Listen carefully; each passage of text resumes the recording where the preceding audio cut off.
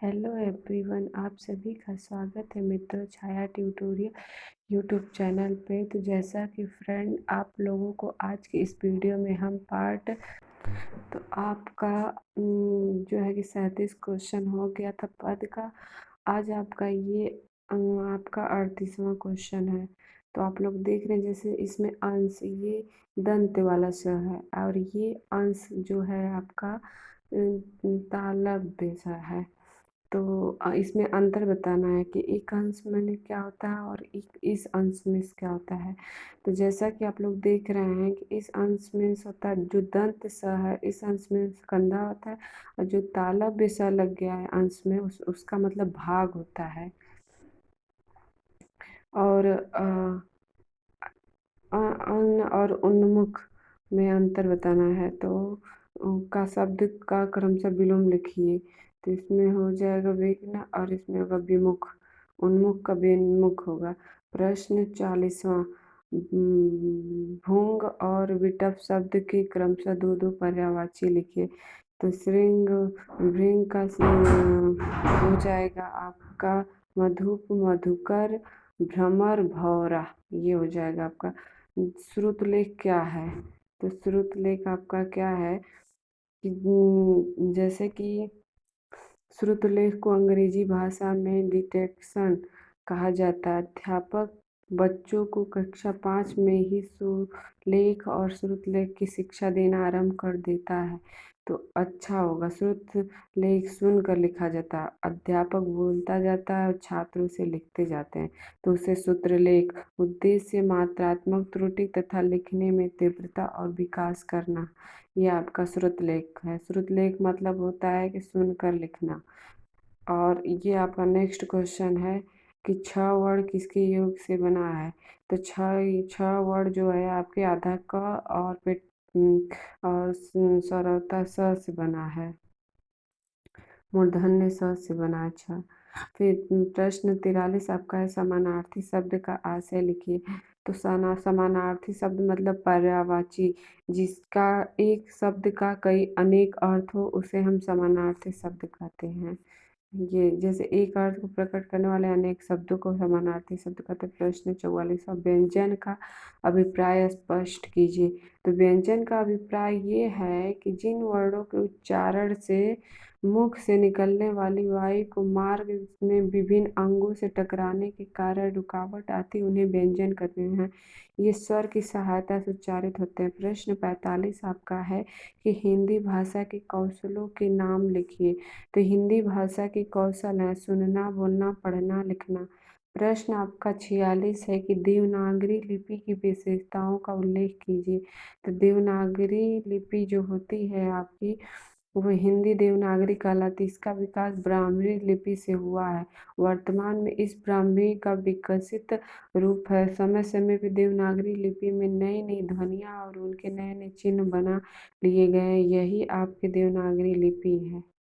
और जो है कि देवनागरी लिपि में और कह सकते हैं कारण है कि आज हमारी वर्णमाला एवं लिपि संसार की सबसे विकसित वर्णमाला और लिपि मानी जाती है। स्पष्टता तथा व्यंजकता में अन्य दूसरे की कोई लिपि इसकी तुलना नहीं कर सकती है। संस्कृत, हिंदी, मराठी और नेपाली भाषाएं इसी लिपि में लिखी जाती है। बांग्ला और गुजराती लिपियां इससे काफ़ी मिलती जुलती हैं। गुरुमुखी, मुंडा, कैथी आदि लिपियां भी देवनागरी लिपि से ही विकसित हुई हैं। प्रश्न 47 आपका दिया गया है कि मिश्रित वाक्य क्या है। अभिप्राय है एक उदाहरण द्वारा स्पष्ट कीजिए। तो आपका मिश्रित वाक्य जिन वाक्यों में एक प्रधान तथा अन्य आश्रित उपवाक्य और दोनों की जो जितना उतना यदि तो आदि योजकों द्वारा जुड़े हों उन्हें मिश्रित वाक्य उपवाक्य। जैसे कि यदि परिश्रम करोगे तो सफलता प्राप्त होगी। तो ये आपके मिश्रित वाक्य हैं। प्रश्न आपका 48 है कि समुच्चारित भिन्नार्थक शब्द तथा समानार्थी शब्द में अंतर स्पष्ट कीजिए। तो आपको समुच्चारित, समरूपी, भिन्नार्थ शब्द ये वे शब्द हैं जो उच्चारण की दृष्टि से इतने मिलते जुलते हैं कि प्रयोगकर्ता उन्हें एक ही मान लेते हैं जबकि उनका अर्थ एक दूसरे से भिन्न होता है। जैसे कि अंश में भाग होता है और अंश में कंधा होता है। अति बहुत होता है, एक इति मतलब समाप्त। समानार्थी शब्द जैसे कि जैसे समानार्थी शब्द एक अर्थ को प्रकट करने वाले अनेक शब्दों को पर्यायवाची समानार्थी कहते हैं। जैसे जल को नीर, वारी को पानी कहते हैं, अग्नि को अनल, पावक, आग, ज्वाला भी कहा जाता है। प्रश्न आपका 49 है कि अल्प विराम का प्रयोग कब करते हैं? तो अल्प विराम का प्रयोग जैसे पहला पूर्ण विराम। पूर्ण विराम का अर्थ है पूरी तरह रुकना या ठहरना। सामान्यतः वाक्य में वहाँ पूर्ण विराम का प्रयोग होता है। जैसे राजन खेलता है, राजन और मोहन विद्यालय गए थे। अल्प विराम को प्रयोग पढ़ने अथवा बोलते समय थोड़ा सा रुकने के लिए किया जाता है। जैसे कि आपके राधा, ये आपका अल्प विराम दिया गया है। फिर लिखा गया है कि सीता और मीरा अपनी कक्षा में प्रथम आए, मतलब राधा, ये जो चिन्ह है ये आपका अल्प विराम है। मेरे पिताजी, ये आपका अल्प विराम है। फिर रुक के थोड़ी देर फिर बोला था जो कि एक सरकारी अधिकारी हैं। फिर उनका स्थानांतरण मथुरा हो गया। तो ये आपका अल्प विराम। जैसा कि नेक्स्ट क्वेश्चन आपका लेखन की प्रमुख विधियां लिखिए। तो ये आप लोगों को मैं पढ़ाई हूँ अभी कुछ ही समय पहले। हमको लग रहा है कि जो आपका है लेक्चर चौथा उसमें बताई हूँ, तो इसको छोड़िए। लेखन शिक्षण के दो उद्देश्य लिखिए। तो लेखन शिक्षण के दो उद्देश्य जो निम्न है। पढ़ना सिखाने के साथ साथ लिखना सिखाने की नई लाभ है। प्रथम लाभ यह है कि देखना, सुनना तथा करना, ये तीनों क्रियाएं लिखने के साथ साथ चलती हैं, अतः लिखना और पढ़ना एक दूसरे में सहायक हो जाते हैं। द्वितीय लाभ यह है कि लिखने की शारीरिक क्रियाएं पढ़ने को रोचक बना देती है। और फिर लिखने की शिक्षा, मतलब बालक प्रारंभिक अवस्था में अपना प्रकाशन मौखिक रूप से भाषा में ही करता है। आगे चलकर वो लिखकर अपने भावों को व्यक्त करता है। बालक को पहले पढ़ना सिखाया जाए और बाद में बोलना और पहले ही लिखना सिखाया जाए। इस संबंध में विद्वानों मतभेद है। मांटेसरी जी का कहना है कि बालक को पहले लिखना सिखाया जाना, ये किंतु विद्वान पढ़ने और लिखने की शिक्षा के साथ साथ चलाने में समर्थक है। डॉक्टर चौबे का कथन है कि इस संदर्भ में उल्लेखनीय है। लिखने की शिक्षा के उद्देश्य, लिखने की शिक्षा के प्रमुख उद्देश्य जो निम्न है। जैसे बच्चों की जो शिक्षा है उसके प्रमुख उद्देश्य बालक को इस बात का योग्यता प्रदान करना है जिससे कि वह अपनी भावनाओं और अनुभूतियों को लिखकर अपने शब्दों में व्यक्त कर सके। जैसे दूसरा आपका दिया है कि बच्चों को लिखने की शिक्षा देने का एक उद्देश्य यह भी है कि वे लिखते समय यथास्थान, समासिक तथा विराम आदि चिन्हों का प्रयोग करके लिख सके। तीसरा आपका है बच्चों ने पढ़कर, सुनकर या मौखिक भाषा के माध्यम से जिन शब्दों को अर्जन कर लिया उनके प्रयोग करने का अवसर प्राप्त होता है। छात्र इन शब्दों का प्रयोग लिखकर कर सकते हैं। चौथा आपका दिया है कि बालकों ने जिस ज्ञान को प्राप्त कर लिया है उन्हें लिखित भाषा का ज्ञान कराकर उस ज्ञान को सुव्यवस्थित तारतम्य रूप से प्रस्तुत करने की शिक्षा प्रदान करेगा। पांचवा आपका है कि बच्चों को सुंदर, स्पष्ट तथा आकर्षक ढंग से लिखने की शिक्षा देना। लिखने की शिक्षण विधियां क्या क्या है तो देख लीजिए। जैसे आपके बच्चों को लिखने की शिक्षा प्रदान करने के लिए विद्वानों ने कुछ शिक्षण विधियां का उल्लेख की। वे प्रमुख शिक्षण विधियां निम्नलिखित है। जैसे रेखाओं द्वारा लिखने की शिक्षा देना। और फिर जैसे जो कापी पे खड़ी पाई है वो रेखाओं द्वारा ही लिखा जाता है। लाइन से कैसे एक बराबर आपका वर्ड है। मॉन्टेसरी विधि से लिखने की शिक्षा देना। तीसरा आपका अनुकरण विधि से लिखने की शिक्षा देना। चौथा आपका है पेस्टोलॉजी के लिखने की शिक्षा विधि देना। लास्ट आपका है मनोवैज्ञानिक विधि।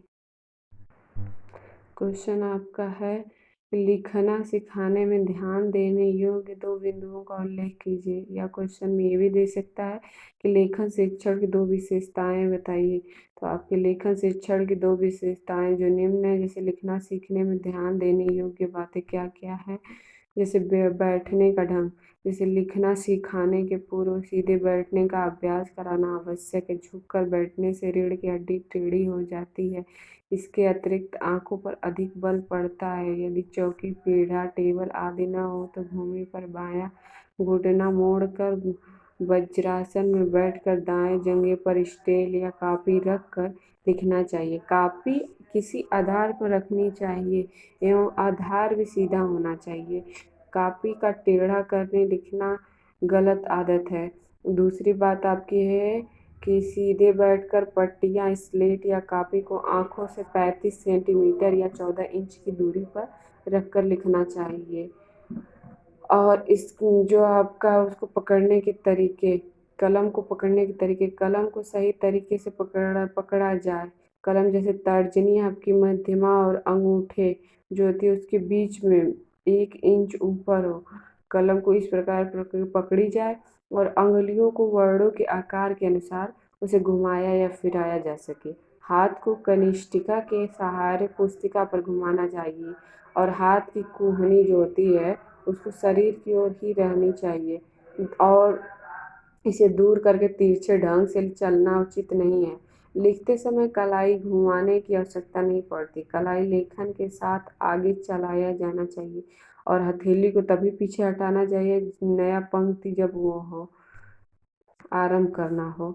और विरोरक वर्णों के ऊपर लगाई जाने वाली रेखा को सिरोरेखा कहते हैं। तो आपको वर्णों पर सिरोरेखा का प्रयोग अवश्य होना चाहिए। सिरोरेखा की लंबाई पूरे वर्ण दोनों और वर्ण की चौड़ाई 1/3 निकलनी चाहिए। अक्षर की सुडौलता, जैसे देवनागरी लिपि में प्रत्येक अक्षर को बनाने का एक विशेष तरीका है। जब अक्षर सही तरीके से बनाए जाते हैं तो वे देखने में भी सुंदर और सुडौल और आकर्षक लगते हैं। उदाहरण के लिए जैसे नेक्स्ट क्वेश्चन आपका है प्रश्न 52। अब हिंदी आपका लगभग समाप्त हो चुका है। फिर इसके बाद कंप्यूटर आपका कराया जाएगा। अनुस्वार तथा अनुनासिक ध्वनियों में क्या अंतर है? सो उदाहरण स्पष्ट कीजिए। तो अनुस्वार और अनुनासिक ध्वनि, अनुस्वार आपका ऐसे इसका चिन्ह होता है और अनुनासिक का ये चिन्ह होता है। अनुस्वार के उच्चारण में वायु नाक से निकलती है और उस उच्चारण झटके के साथ होता है, जैसे ठंडा, कंचन, जंगल, चंपत, अंतर आदि। और अनुनासिक के उच्चारण में वायु और नाक और मुख दोनों से निकलती, जैसे चांद, बूंद, कुंवर, आंख आदि। नेक्स्ट क्वेश्चन आपका 53 है कि हिंदी शिक्षण में श्रव्य दृश्य साधनों के प्रयोग से क्या लाभ है? तो जो हिंदी उच्चारण है उसमें श्रव्य और दृश्य साधनों से निम्न लाभ है। जैसे पहला, पाठ को जो अंश व्याख्यान आदि के द्वारा स्पष्ट नहीं किया जा सकता है उसे चित्र वगैरह के माध्यम से सरलता से समझाया जाता है। दूसरा, आपका देखने का प्रभाव सुनने की अपेक्षा अधिक पड़ता है। मॉडल, चित्र आदि सभी दृश्य हैं। प्रश्न तीसरा आपका है कि दृष्टांत, लघु कथा वगैरह स्वतः ही रोचक होते हैं और जो बात रुचिकर होती है उसके माध्यम से किसी भी बात को जल्दी ही सीखा जाता है। चौथा आपका है कि साहित्य शिक्षण में जब तक अंतःकथाओं आदि को स्पष्ट न किया जाए तब तक तो पाठ ही रुचिकर बन पाता है और न ही समझ आता है। प्रश्न 5वां, सहायक साधनों द्वारा पाठ को समझाने में अपेक्षाकृत समय कम लगता है। प्रश्न 54 है कि कविता शिक्षण के विशिष्ट उद्देश्य लिखे। तो आपका है कि पहला, उचित स्वर तथा प्रवाह के साथ कविता पठन की क्षमता पैदा करना। दूसरा आपका है कि छात्रों में इतनी क्षमता पैदा करना जिससे कि वो काव्य के सौंदर्य को परख सके और किसी भाव प्रधान कविता का रसास्वादन प्राप्त कर सके। जैसे रायवर्न महोदय ने कहा है इस संबंध में जो लिखा है कि हमारा उद्देश्य यह होता है कि छात्र भी कवि की अनुभूति को समझे और ग्रहण कर सके। अध्यापक का यह कार्य होता है कि उसे छात्र कवि के प्रकृति के प्रेम को समझ सके और उनकी कविता उनको भी रसानुभूति हो। तीसरा आपका क्या दिया है कि किसी कवि के भाव शैली से छात्रों को परिचित कराना। चौथा आपका छात्रों में कविता के भाव को समझ सकने में क्षमता पैदा करना। अनेक शब्दों में कवि के भाव को व्यक्त करने की क्षमता पैदा करना। पांचवा छात्रों की कल्पना शक्ति तथा भावों की समीक्षा कर सकने की शक्तियाँ का विकास करना। छठवां आपका है कि छात्रों को काव्य शिक्षण के साथ ही रस, छंद और अलंकार से परिचित कराना। फिर सातवां है कि छात्रों की कविता की अनेकानेक शैलियों से परिचित कराना। प्रश्न आपका 55 है स्क्रीन पे कि छात्रों को अशुद्ध उच्चारण सुधार हेतु ध्यान देने वाले बिंदुओं का उल्लेख कीजिए। जैसे कि उच्चारण को शुद्ध करने हेतु निम्नलिखित उपाय अपनाए गए हैं। जैसे कि पहला आपका बच्चों के समक्ष शुद्ध भाषा का प्रयोग किया जाए, उन्हें शुद्ध उच्चारित भाषा सुनने का अधिक से अधिक अवसर प्रदान किया जाए। प्रश्न दूसरा आपका दिया गया है कि बच्चों में यदि किसी शब्द शुद्ध उच्चारण करने में असमर्थता हो तो उस शब्द का खंड खंड उच्चारण कराया जाए। प्रश्न तीसरा है री स ज्ञ वर्णों से बने शब्दों के शुद्ध उच्चारण का अभ्यास कराया जाए। प्रश्न चौथा आपका दिया है कि ध्वनियों के उच्चारण स्थान से परिचित कराकर उसी के अनुसार उच्चारण अभ्यास कराया जाए। पांचवा आपका है कि ध्यान रखना चाहिए कि पढ़ते या बोलते समय बीच में टोकने की बजाय बोलना पढ़ना समाप्त होने के बाद अशुद्ध शब्द के उच्चारण का संशोधन कराना चाहिए। छठवां है कि आदर्श उच्चारण टेप रिकॉर्डर की सहायता से प्रस्तुत किए जा सकते हैं। ऐसे टेप पहले से तैयार रहने चाहिए, उन्हें सुनाकर फिर प्रतिभागियों से उसी प्रकार के उच्चारण के लिए कहा जाता है। जैसे कि आप लोग देख रहे हैं कि आप लोगों का वस्तुनिष्ठ, अति लघु और लघु उत्तरीय प्रश्न आपका खत्म हो चुका है हिंदी का राजन सीरीज का। ये आपका 2018 का पेपर है। जैसे ई ड़ वर्ड ये सब आपका क्वेश्चन एक नज़र आप लोग देख लीजिए। ये आपका इतने 5 आपका वस्तुनिष्ठ प्रश्न पूछता है। अति लघु आपका इतना क्वेश्चन पूछता है 6 और लघु उत्तरीय क्वेश्चन आपका ये है 18 क्वेश्चन आपके हिंदी में पूछे जाते हैं। तो जैसा कि आप लोग देख रहे हैं कि हिंदी आपका लगभग समाप्त हो गया पूरा। राजन सीरीज अब कल से आपका संस्कृत या कंप्यूटर शुरू किया जाएगा। तो thank you friend, thank you. I hope कि आपको ये वीडियो समझ में आया हो और अच्छा लगे तो आप लोग इसको लाइक, सब्सक्राइब और शेयर करें। Thank you.